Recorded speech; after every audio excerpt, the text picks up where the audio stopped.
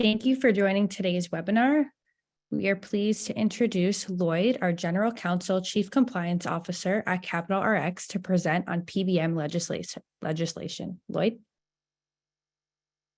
Great. Thank you, Hannah. And good afternoon, everyone. Thank you for joining, and I appreciate you taking the time to listen in today. My hope is that you will find the presentation interesting and it will help you in understanding recent regulatory activities at the federal and state level. As Hannah said, my name is Lloyd Fiorini. I'm the General Counsel and Chief Compliance Officer for Capital RX. I want to highlight that the information you hear today reflects my opinion and does not necessarily represent the views of Capital RX. Here is the agenda that we're going to cover today. As you can see, it is quite full. So without further ado, let's jump in. So the first issue that I want to talk about is the Consolidated Appropriations Act of 2021. As you may be aware, the CAA authorized about $12 billion in COVID relief funding, and it was a huge bill of thousands of pages. And buried within the act was several seemingly relatively inconsequential additions that are likely to and have already had a dramatic impact on group health plans and health insurance plans. On its face, the CAA requires group health plans and health insurers to report to the federal government certain information related to prescription drugs and other healthcare expenditures. The information includes general information regarding the plan, the 50 most frequently dispensed brand prescription drugs, the 50 most costly prescription drugs, the 50 prescription drugs with the greatest increase in plan expenditures, the average monthly premiums paid, and plans and issuers must also report the impact on premiums and rebates and fees and other remuneration paid by pharma. While the reporting is significant and provides meaningful information to the federal government, there are two additional requirements of the CAA that I would like to focus on today.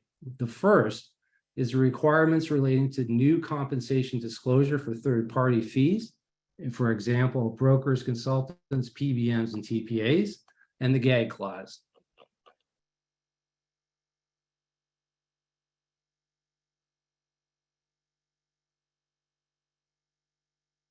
Before getting into these two requirements, I think it's important to understand and restate the fiduciary standard that all plan sponsors have under ERISA. Plan sponsors' fiduciary duty requires the fiduciary to run the plan solely in the interest of the participants and for the exclusive purpose of providing benefits and paying plan expenses. A fiduciary is expected to act prudently. Fiduciaries must follow the terms of the plan documents. They must avoid conflicts of interest. In other words, they may not engage in transactions on behalf of the plan that benefit parties related to the plan, such as other fiduciaries, service providers, or plan sponsors. Keeping this standard in mind, the new requirements for health plans is in providing more of a framework for plan sponsors with regards to relationships with third parties or service providers. While the new compensation disclosure requirements are not a new concept for retirement plans, these are somewhat revolutionary regulations that apply to group health plans with regards to their relationships with brokers and service providers. For the most part, disclosure relating to brokers and consultants has traditionally been regulated by the states. Now, these requirements under the CAA institute federal disclosure standards.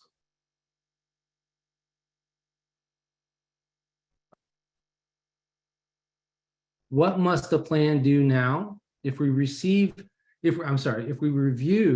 what the 401k and retirement plans have done, it can give us a clue as to how health plans may want to manage these responsibilities. Processes should be implemented to help identify plan administrative fees. You should identify your brokers and consultants who are actually subject to the CAA. Plans should require information from brokers and consultants related to services and compensation. To the extent not already in place, consider implementing new contract provisions for service providers requiring disclosures and attesting that they are appropriately disclose their compensation. The CAA requires brokers to disclose direct and indirect compensation they may receive from a third party that may be related to your plan services. It is important to understand the full relationship of your broker relationship, having regard to services they provide to your health plan. For example, it is not unusual for consulting fees or broker fees to be part of the underwriting of a PBM. This could include audit allowances or click fees, where a consultant receives certain amount per claim. The PBM should disclose this arrangement to your PBM contract, and the broker consultant should be disclosing the nature of these fees to the health plan as well. While I don't think these practices are a violation of the CAA, I think these fees and how they are structured need to be disclosed to allow the plan sponsor to determine whether such fees are reasonable under ERISA and appropriately understood. The fees should be disclosed by the service providers to the plan sponsors in sufficient detail to allow the plan sponsor the opportunity to fairly assess whether the fees are reasonable in light of the services provided. Ultimately, a plan sponsor should develop formal processes to evaluate information received. The way you may want to think about this is as follows. Understand the fees and the expenses you will pay and review these in light of the services provided. Think about the specific services you would like from the service provider. Include the types and frequency of reports you wish to receive. And once you've figured that all out, you may want to engage in a formal RFP process.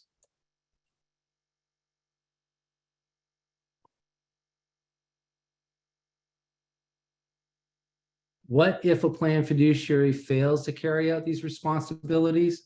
The fees paid to the broker may be considered prohibited transactions. Fiduciaries that do not follow the required standards of conduct may be personally liable. If the plan loses money because of a breach of their duties, fiduciaries would have to restore those losses and any profits received from their improper actions.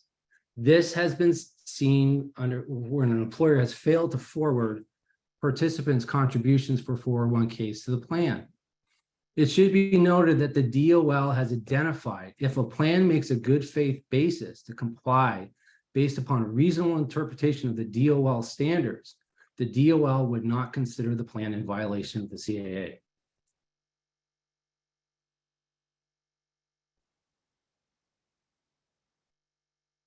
The second issue I'd like to discuss regarding is the gag clauses.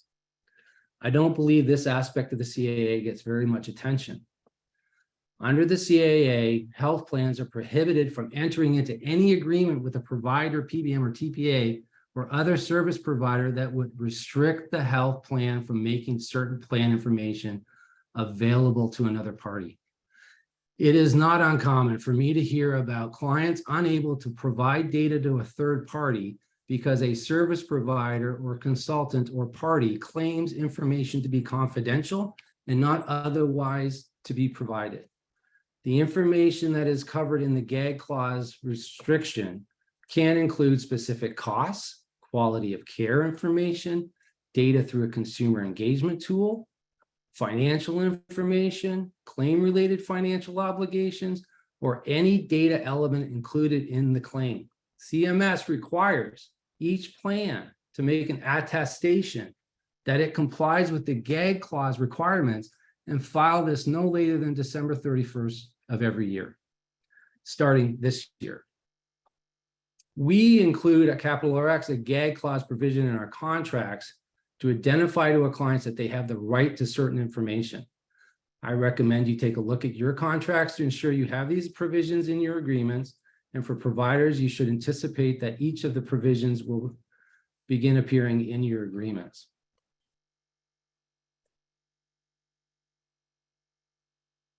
The next subject I'd like to talk about, quickly review, is the Inflation Reduction Act and recent implementation activities. As you likely know, the IRA was signed into law August 2022. For our purposes, we will focus on only the prescription drug provisions of the IRA and kind of go from there. Excuse me. What does the IRA do? It grants the federal government the ability to negotiate drug prices for Medicare. You may recall that prior to the IRA, the federal government was prohibited from interfering in contract relationships between PBMs and pharma. The IRA requires pharma to pay rebates if prices rise faster than inflation, cap out-of-pocket expenses for Med D enrollees at $2,000, limits annual increases in Part D premiums till 2030, and limits monthly cost sharing for insulin products to $35. I think the most interesting aspect of the IRA is the ability of CMS to negotiate drug prices. Excuse me. On March 15th, CMS issued a 91-page memo providing initial guidance and invited interested parties to submit comments.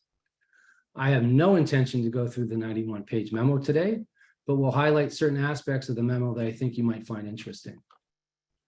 CMS identified the process of selecting what drugs will be eligible for negotiations, and it will be based on total expenditures for such drugs from under Part D between June of 2022 to March 31st of 2023. From these lists of drugs, CMS will select 10 drugs no later than September 1st of this year. Drugs will have to have been on the market for at least 20 since 2016. If they're a biologic, they need to have been on the market since 2012. Certain biotech companies or biotech drugs will be excluded from this process. And in fact, CMS recently issued or published in the last few days notification regarding the process by which pharma can apply to have a biologic exempt from it as a qualified drug. Once the drugs are identified, the following timeline will occur. One second, one slide behind. Here we go. October 1st, for the drugs to be selected in negotiation, pharma will be expected to have signed agreements to participate in the negotiation process. By October 2nd, pharma has to provide manufacturer-specific data to CMS to consider the negotiations of a maximum fair price. February 1st of next year, CMS will send the initial offers of the maximum fair price with a justification for a selected drug. CMS is to consider the following factors in setting the price: research and development costs, current unit costs, prior financial support for a novel therapeutic discovery, data on pending and approved patent applications, market data and revenue sales of volume for the selected drugs. By March 2nd, pharma has its deadline to either accept CMS's offer or propose a counteroffer.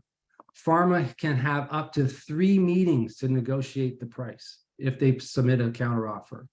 By August 1st of next year, this marks the end of the negotiation period.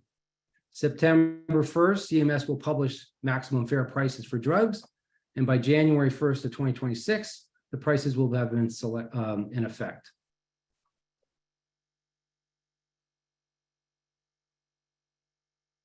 Here is a list of the possible drugs based upon total expenditures that might be selected by CMS for negotiation.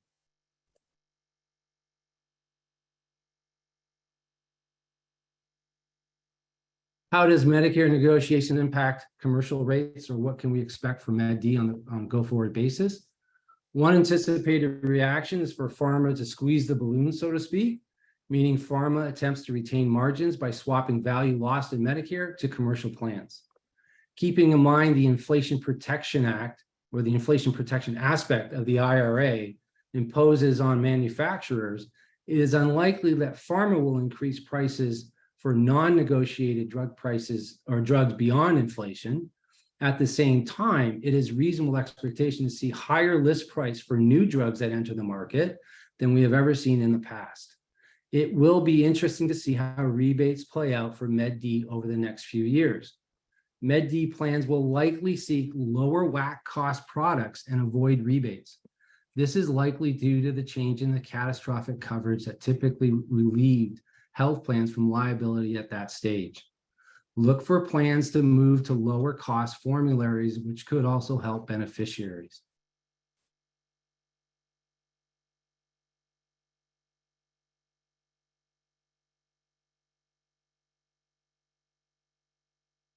Let's move to the current activity that the federal government has regarding the PBM reform. One could say that there is an assault by Congress and state governments against PBMs and the traditional tools and practices that PBMs have employed over the years. The first wave I want to review is the PBM Transparency Act. This is a bipartisan bill that expands the authority of the FTC to govern PBM practices. The bill promotes greater transparency regarding how PBMs reimburse pharmacies. The bill goes so far as identifying certain traditional practices of the PBMs to be anti-competitive and predatory. When you examine the activities of the federal government over the last several years, you can see a theme of regulation that is developing at the federal level that we have not seen before. What I mean is the PBM Transparency Act and the other acts that I will talk about closely follow CMS's prohibition on clawbacks by PBMs, which was issued back in May of 2022, and the FTC 6B study into PBM practices that was launched back in June of 2022. What this bill does or would require is no spread pricing, eliminates pharmacy clawbacks, and requires 100% pass-through of all rebates. In addition, the bill requires the PBMs to report to the FTC on an annual basis the following information: the difference between what a health plan paid and what the PBM paid the pharmacy. Also, the amount of fees charged to the pharmacy and the total amount of reimbursement clawed back. If a PBM owns a pharmacy, the PBM would need to describe any difference between what they reimburse other pharmacies. I expect that this bill passes, the traditional PBMs will need to create infrastructure to comply with the reporting requirements. And this may lead to greater costs for clients, as it would not be unreasonable for these PBMs to build their costs into their pricing.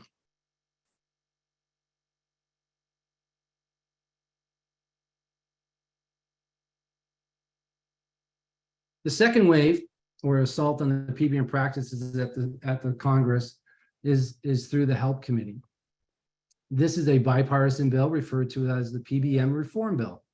Similar to the PBM Transparency Bill, the Reform Bill is intended to lower prescription costs. The Reform Bill is packaged as a package of four bills, addressing different stages of the pharmaceutical supply chain. The Reform Bill's requirements that are similar to the Transparency Act include no spread pricing, eliminates pharmacy clawbacks, 100% pass-through of all rebates. However, unlike the PBM Transparency Act, the Reform Bill does not provide enhanced powers to the FTC, nor does it require reporting of the PBMs to the FTC.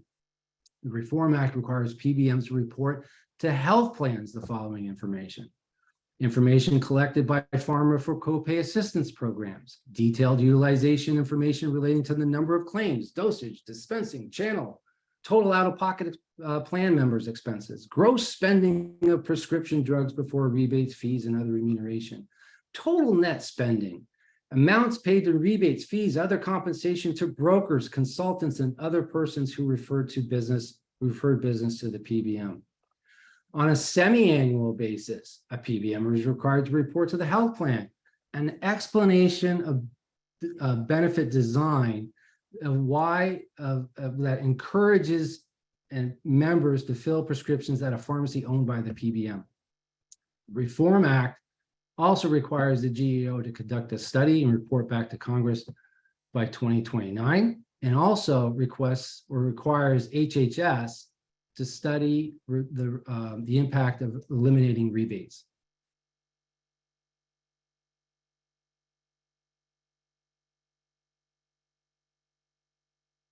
The third wave, in addition to the PBM Transparency Act and Reform Act making their way through the Senate floor, there's the third committee looking into the PBM practices. The Senate Finance Committee is contemplating a bill that would reduce drug pricing. The Finance Committee identified certain policy solutions and principles to help reduce drug pricing that would include delinking the PBM compensation from drug prices, enhancing the PBM accountability to health plans to drive cost-cutting compensation, ensure discounts negotiated by PBMs produce meaningful savings for seniors, and modernize Medicare's any willing pharmacy requirements to improve options and access, and increase transparency to foster a better understanding of how the money flows across the prescription drug supply channel. We expect the Finance Committee to mark up the bill sometime this summer.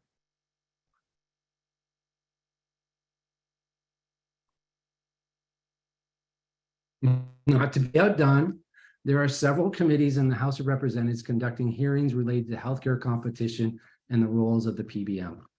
More specifically, the Ways and Means Committee is having a hearing on healthcare competition.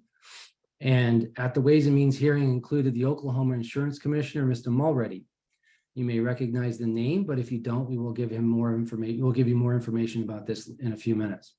In his testimony, Mr. Mulready identified the hold that 3 PBMs maintain on the market and his concerns relating to the vertical integration seen in the industry. The second committee, the Oversight and Accountability Committee, held a hearing regarding the role of PBMs in the prescription drug market. In this hearing, there was testimony regarding the control certain PBMs maintain over the marketplace, their ability to steer patients, and cause an increase in list prices by pharma. What does this all mean to the industry? If you remember your civics class, or if you're as old as I am, you remember the Schoolhouse Rock's "I'm only a bill." You know the House and the Senate have to pass the same legislation before it could be signed by the president. Because the House does not seem to be as far along as the Senate, I am not sure exactly what will come out of Congress during this session. I do expect something to be done, however. I don't expect the Senate to pass any specific bill on a straight vote, and any congressional action will likely come via an appropriations bill. I don't believe the PBM Reform Act that has come out of the Help Committee will get much traction, since much of the reporting that is required arguably is already covered by the CAA. I do think what comes out of the Senate Finance Committee may be a strong indication of what Congress may actually pass. But we need to wait and see what this summer, at least polls, comes to bear, and we'll have to wait until then. As you may expect, PCMA, the industry trade group for the traditional PBMs, has opposed many of these initiatives by Congress. The arguments put forth by PCMA is that these transparent requirements will result in higher drug costs for health plans and allow for tacit collusion amongst the pharmaceutical manufacturers. By contrast, PCMA advocates for greater transparency at the patient member level and points at pharma's higher list pricing as the cause of higher drug costs. The likely impact of these bills, in my view, I don't see the removal of spread pricing or the elimination of DIR as resulting in higher drug costs. This simply removes the ability of PBMs and health plans from taking value from the dispensing of the prescription. The elimination of DIR or clawbacks actually supports pharmacies and allows for certainty of reimbursement, allows for greater access to care, and enables better outcomes and quality of care. Passing 100% of rebates will not impact competition or provide for tacit collusion. I don't believe this current version of the statutes will actually capture the value that certain PBMs may be retaining via different entities that are further upstream the pharmacy supply chain. The level of reporting required will highlight certain information that otherwise was not available to government regulators or health plan clients. There is no doubt this level of reporting will create an administrative burden on the PBMs and provide, but it shouldn't be too onerous. Certain PBMs may need to increase headcount or develop a transparent program to comply, but it shouldn't necessarily result in a dramatic increase of cost of providing services. The PBMs can continue to have certain tools in their toolbox that will enable them to continue to drive down prescription costs and battle pharma for better pricing. I'm thinking about formulary and plan design. Admittedly, it may be more difficult for PBMs, but at the same time, it will not be impossible. Provided the federal statutes do not limit the ability of health plans to implement certain plan design measures and are intended to provide additional information only to the health plans about the business of the PBMs, it is unlikely that there would be a significant increase in prescription costs by these measures alone. This, I want to emphasize, is my opinion.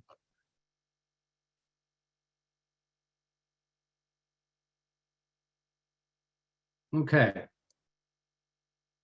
Moving to the state legislatures, there has been an incredible amount of activity at the state level over the past 3 years. The states have not focused simply on the reimbursement of pharmacies or pass-through rebates.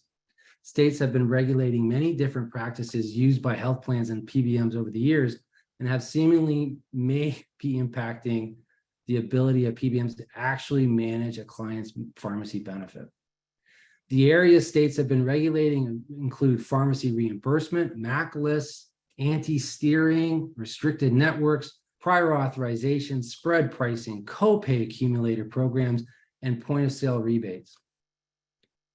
At the beginning of the state legislative season this year, there were well over 500 bills introduced that were related to PBMs, health plans, and TPAs, and could impact coverage, costs, and plan designs for not only health carriers and insurers, but also self-funded plans.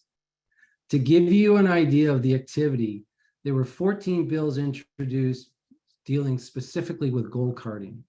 Gold carding laws are intended to streamline the prior authorization process and give certain prescribers an exemption from a prior authorization. For example, if a physician's prescriptions are approved 90% of the time, the physician would be exempt from any further prescription being subject to a prior authorization.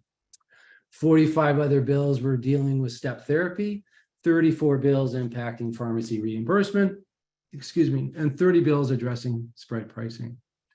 I'll highlight a few of these specific bills later. I want to address why I think there has been such an explosion of activity at the state level.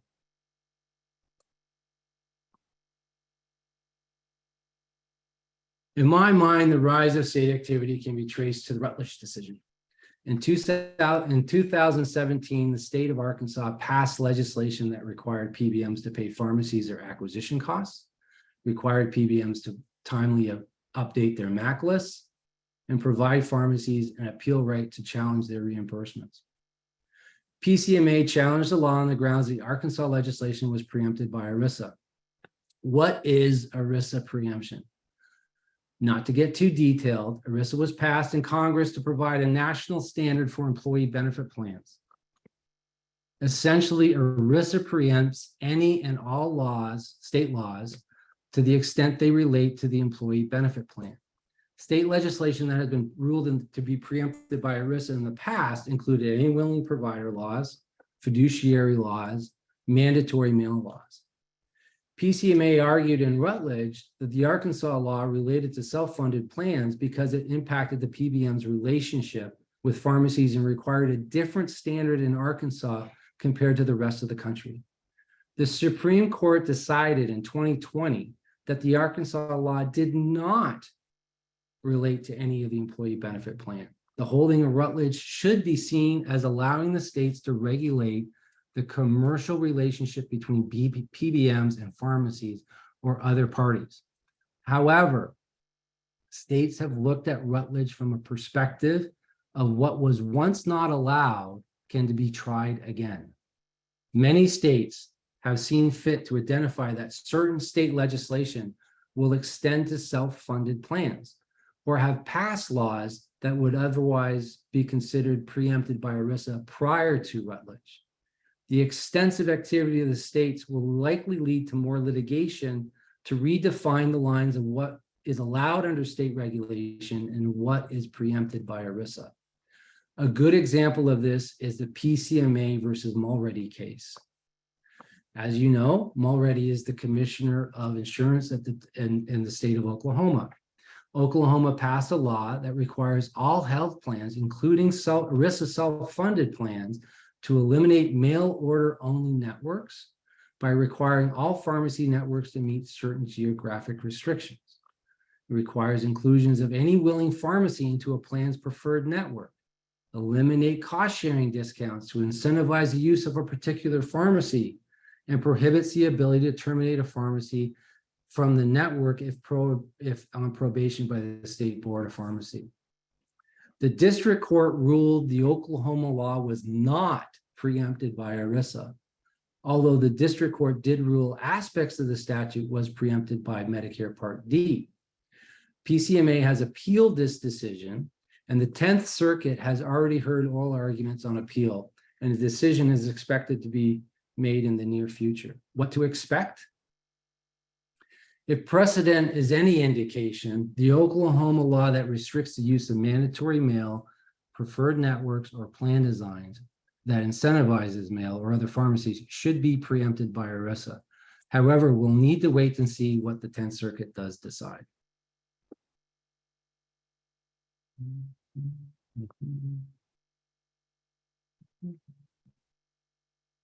While we wait for the 10th Circuit's decision, let me highlight a few other than most notable state actions. Arkansas Act 333, also known as the Healthcare Insurance Share the Savings Act, the Arkansas Pharmacy Benefits Managers Share the Savings Act. This statute requires insurers and PBMs to provide beneficiaries the value of any rebate received by the health insurer at the point of sale. The statute seems to only apply to insurance products. It does not seemingly extend to self-insured plans. In New Mexico, Senate Bill 51, calculating cost contributions or POS rebates. This is similar to the Arkansas law and requires POS rebates to be provided to beneficiaries at the point of sale. In addition, health plans are precluded from charging a different cost share for prescriptions obtained by a non-affiliated pharmacy. In West Virginia, Senate Bill 267 was passed, a new legislation intended to streamline prior authorization process and creates an electronic portal through which all prior authorizations, communications, and correspondence will need to be submitted and received.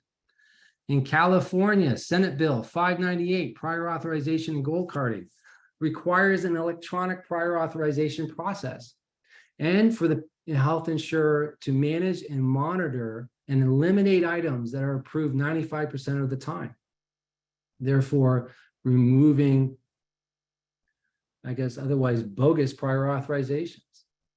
The Florida Prescription Drug Reform Act. This is likely the most comprehensive state law designed to reform the PBM and drug industry. Like the federal bills we discussed, it prohibits spread pricing and clawback. It requires 100% pass-through of all rebates. However, Florida's laws or definition of rebates extends to the GPOs that may be affiliated with a PBM. It goes on to prohibit mandatory mail, mandatory networks of PBMs affiliated pharmacies, for example, maintenance choice, and requires continuation of care for at least 60 days. It provides process relating MAC appeals and pharmacy audit requirements. It prohibits PBMs from bundling participation in one network by requiring a pharmacy to participate in another network. Interestingly, it requires pharma to provide information regarding increases to drug prices. It's hard to imagine aspects of the Florida Act not to be challenged by PCMA, specifically the requirements related to mandatory mail order networks.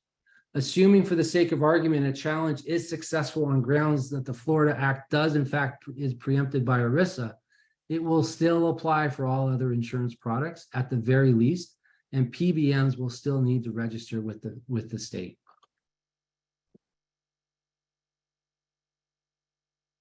Oops.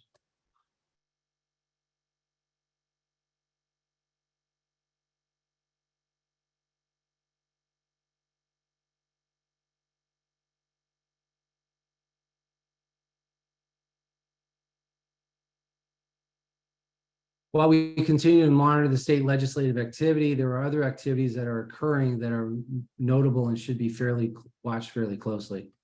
One such action is the recent complaint filed by the state of Ohio's Attorney General in the matter of the state of Ohio versus Ascent Health Services and ESI. This is a very interesting case and a very interesting read if you have the occasion. The basic allegations of the state of Ohio is asserting that Ascent ESI are engaging in anti-competitive practices that leads to higher drug costs. The conduct the state is focused on relates to Ascent's and ESI's relationship with pharmacies and pharma. Whether the complaint has an impact is too early to know, but I anticipate there will be other states that are watching fairly closely. Another action that is interesting to watch is the Johnson & Johnson healthcare system versus Save-On. The complaint alleges Save-On took advantage of the J&J patient program, which covers patients out-of-pocket expenses for J&J products. The Save-On program is a copay maximizer program. In this cause of action, J&J Search Save-On violated various consumer protection laws by misleading patients and coercing them to enroll in the Save-On program. Save-On's motion to dismiss was recently denied, and the case is proceeding. AbbVie filed a similar action against Payer Matrix in the last few weeks and months. It will be interesting to see whether there's additional actions by other pharmaceutical manufacturers. The third item that caught my attention was a recent announcement by the FTC expanding the 6B study to the PBMs. On May 17th, the FTC issued a compulsory order to the GPOs of CVS Health and Cigna Health Group. This is a follow-up to the compulsory orders the FTC issued to the top 6 PBMs last year. Zinc was created in 2020 and is CVS's GPO, and Ascent was created in 2019 and is Cigna Health Group's GPO. Zinc and Ascent refer to themselves as group purchasing organizations and sometimes also called rebate aggregators, which negotiate rebates with drug manufacturers on behalf of the PBMs and hold the contracts that govern those rebates. This concludes my presentation. I will see if there's any questions in the chat. So, let me see here. Is there a document that addresses the information to the payer?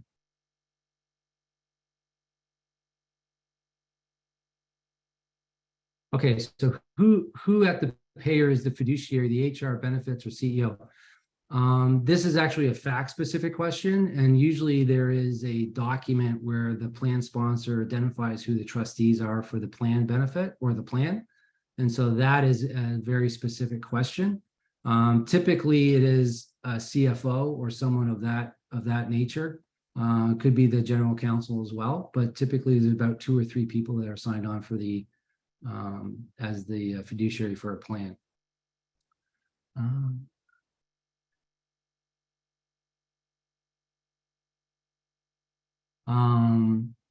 I'll have to follow up with Frank on this other question. I'm not sure I'm following his question that much. Let's follow up. Should be sent to.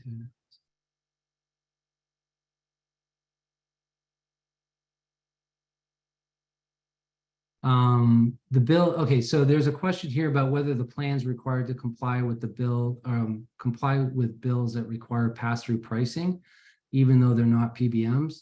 A simple answer would be yes. But if we're talking about the PBM reform bills, the PBMs are required to pass 100% on savings to the health plans.